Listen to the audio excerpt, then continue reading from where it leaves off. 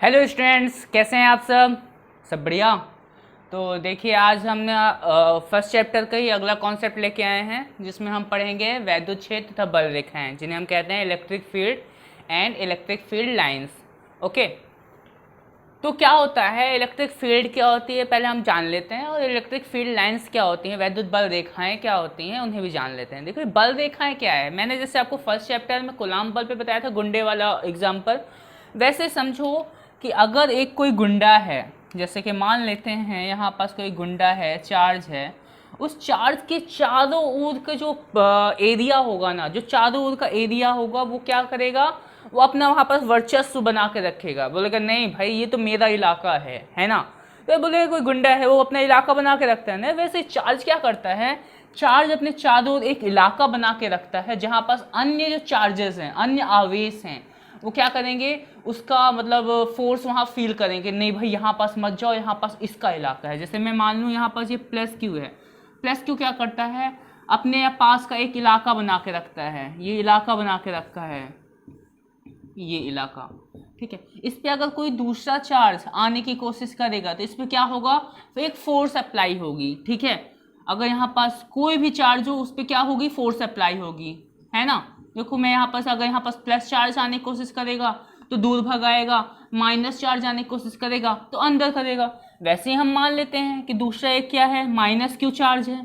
ठीक है, उसके कारण इसके इलेक्ट्रिक फील्ड लाइंस कैसे होगी, अंदर की ओर होगी। इसकी इलेक्ट्रिक फील्ड लाइंस कैसी होती है, अंदर की ओर।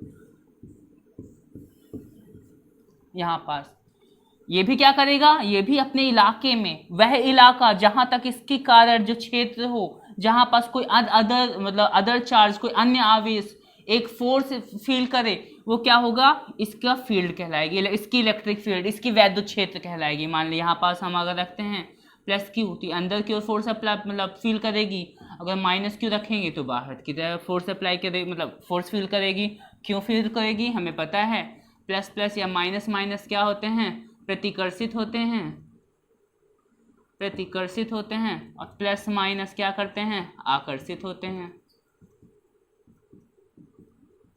ठीक है, ये चीज बेसिक बेसिक आज हम पढ़ रहे हैं। ठीक है, अब बल रेखाएं क्या होती हैं ये भी समझ लेते हैं। बल रेखाएं क्या होती हैं, मान लो यहां पर मैं इसे हटा रहा हूं,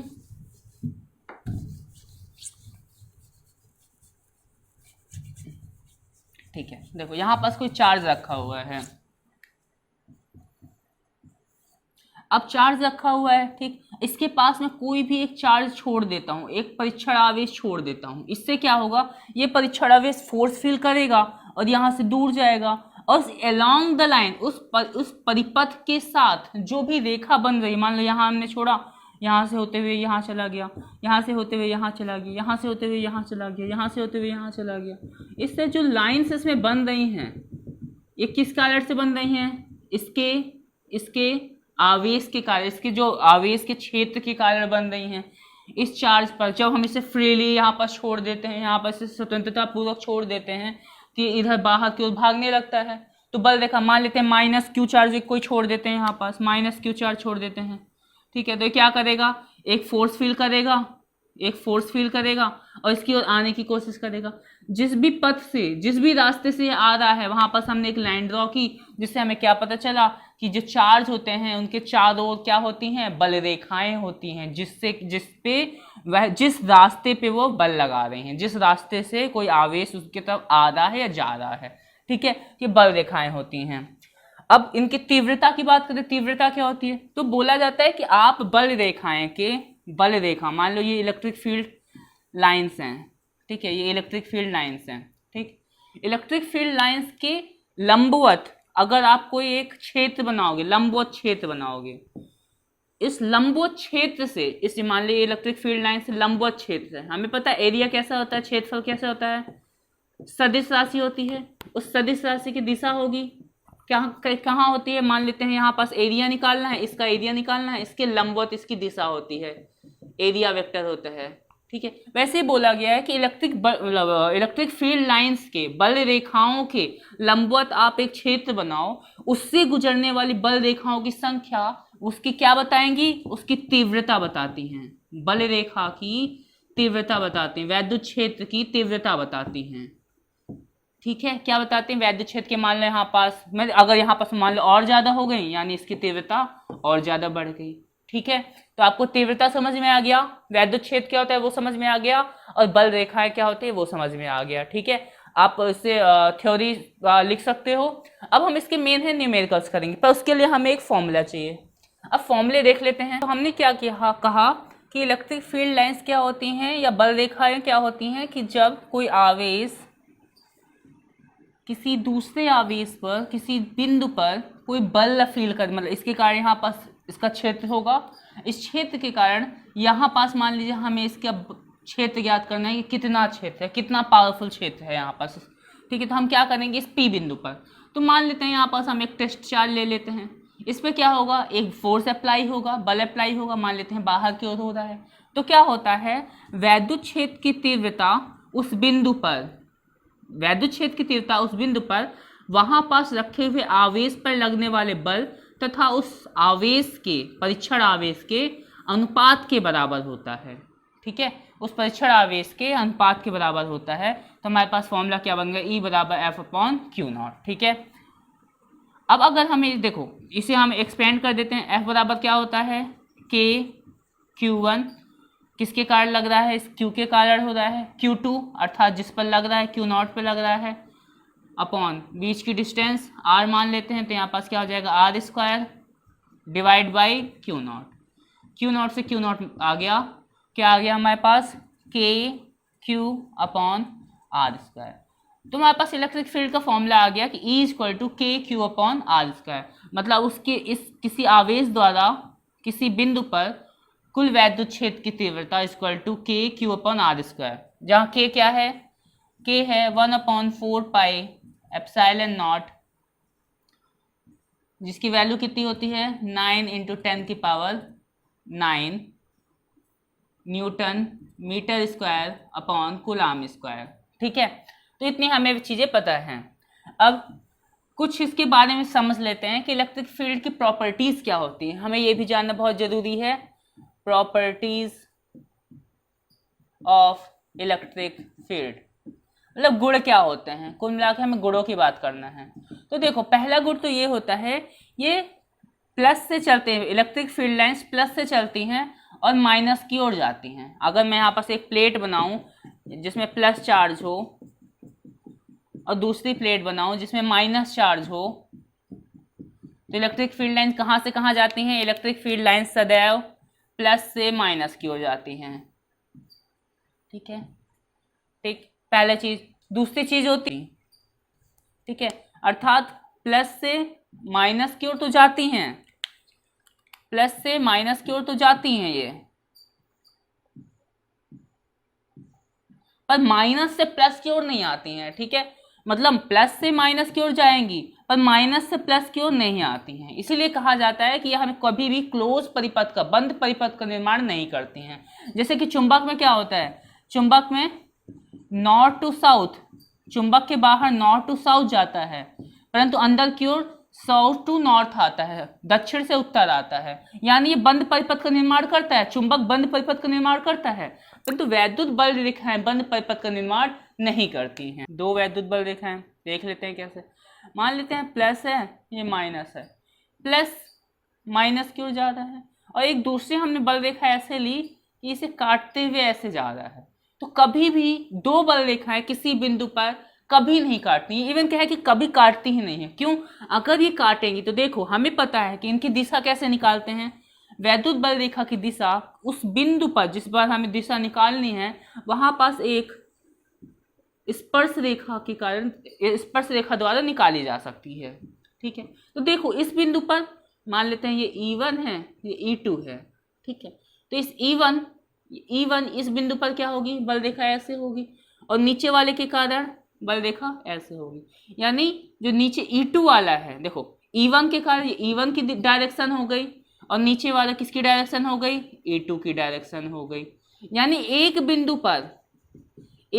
पर दो डायरेक्शन नहीं हो सकती, संभव ही नहीं है। ठीक है, इसीलिए कहा जाता है कि दो बल रेखाएं आपस में एक दूसरे को कभी नहीं काटती हैं। ठीक, चलो इसके बाद अगर अब एक चीज और होती है कि वैद्युत बल रेखा की तीव्रता उस पर रखे जिस आवेश के कारण वैद्युत बल रेखा है, तो उसके परिमाण पर डिपेंड करती है। मतलब हम कह सकते हैं कि इवन जो हम दो चार्जेस लेते हैं, मान लेते यहाँ पास ऐसा कर दिया कि यहाँ पास मैंने एक चार्ज लिया Q, जिसमें मैंने इतनी लाइन बनाई, वहीं एक दूसरा चार्ज लिया मैंने, यहाँ पास मैंने ये इतनी लाइन बनाई। अब बोल रहा है कौन सा, ये Q1 या Q2, इनमें से कौन सा बड़ा है। तो देखो Q1 से कितनी बल रेखा निकलनी है, 2 2 4 5 6, वहीं Q2 से 1 2 3 4। तो हमें सिंपल समझ में आ रहा है कि Q1 ज़्यादा है Q2 से, क्योंकि उसकी बल रेखा की संख्या उस आवेश के परिमाण को डायरेक्टली प्रोपोर्शनल होती हैं, उसके परिमाण को दर्शाती हैं। ठीक है, तो ये भी हमने समझ लिया। ठीक, तो बेसिक चीज़ें यही हैं। अब इन पे न्यूमेरिकल हमने 2 क्वेश्चन लिए हैं। पहले कह रहा है कि यहाँ पास 15 × 10⁻⁴ कूलम आवेश पर 4.5 न्यूटन का बल कार्य कर रहा है, वैद्युत क्षेत्र की तीव्रता बताइए। बहुत ही सिंपल सा क्वेश्चन है, कैसे करना है देखिए। यहाँ पास क्या दिया हुआ है, कूलम लिखा हुआ है, कूलम लिखा हुआ है, आगे बोला है आवेश है। तो यहाँ पास आवेश का मान पहले के लिए क्या दिया हुआ है, क्यू का मान दिया हुआ है आपके पास 15 × 10⁻⁴ कूलम, और बोल रहे 4.5 न्यूटन का बल कार्य कर रहा है, यानी F की वैल्यू कितनी दी हुई है, 4.5 न्यूटन। ठीक है, वैद्युत क्षेत्र की तीव्रता E बताना है, और E के लिए हमने फॉर्मूला लिख रखा है, क्या होता है, F/Q। ठीक है, जिस भी चार्ज पे बल कार्य कर रहा है। देखो F का मान कितना है, 4.5 डिवाइड बाय यहाँ पास कितना है आवेश, 15 × 10⁻⁴। ठीक है, यहाँ पास E का फॉर्मूला क्या, E की वैल्यू कितनी आ गई, न्यूटन पर कूलम, जिसका हमने इसकी देखो अब डिवाइड करेंगे,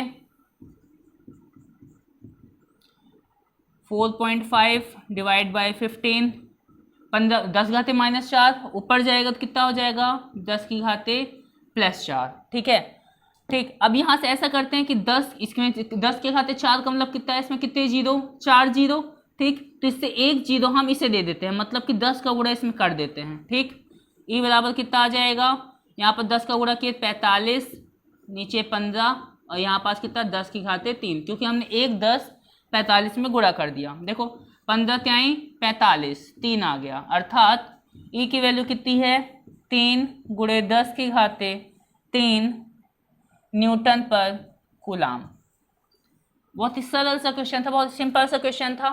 ठीक, दूसरा ले लेते हैं, अल्फा कण पर 15 × 10⁻+4 न्यूटन पर कूलम के क्षेत्र पर स्थित है, लगने वाला बल ज्ञात करें। मतलब एक अल्फा कण है, अल्फा कण बोले तो क्या होता है, हीलियम कण। ठीक, अब हीलियम में कितने इलेक्ट्रॉन, 2 इलेक्ट्रॉन, यानी इसमें 2 इलेक्ट्रॉन के बराबर आवेश होगा। ठीक, दूसरा अल्फा कण पर आवेश कितना होगा, 2 1.6 × 10⁻⁻19 कूलम, मतलब कि 3.2 × 10⁻⁻19 कूलम, इतना इसमें आवेश होगा। हीलियम, अल्फा कण क्या है, एक हीलियम का कण है। ठीक है, अब इसमें क्या बोल रहा है, इसे कितने वैद्युत क्षेत्र पर रखा गया है, इसे 15 × 10⁻+4 न्यूटन पर कूलम की तीव्रता के वैद्युत क्षेत्र पर रखा है, लगने वाला बल ज्ञात करना है। देखो यहाँ से हम एक फोर्स का फॉर्मूला मिल जाएगा, F को निकालना है, यहाँ पास Q डिवाइड में है, देखो इधर आएगा मल्टीप्लाई में, यानी हम कह सकते हैं कि force equal to Q × E, आवेश गुणे वैद्युत क्षेत्र। तो F बराबर Q का कितना दिया हुआ है यहाँ पास हमें, 3.2 × 10⁻⁻19, और E की वैल्यू कितनी दी हुई है, E की वैल्यू दी हुई है 15 × 10⁻4। ठीक है, मल्टीप्लाई करते हैं, देखो 15 का 3 लिख देता हूँ मैंने, 3.2 × 15 और 10⁻⁻19 × 10⁻4। ठीक है, देखो 15 दूनी 30 की जीरो हासिल आई 3, 15 3 45, 3 48 की यहाँ पर 48, एक अंक बाद दशमलव लगा है, कर दिया 10⁻⁻19 10⁻4, तो -19 + 4 कितना होगा, 10⁻⁻15। ठीक है, न्यूटन।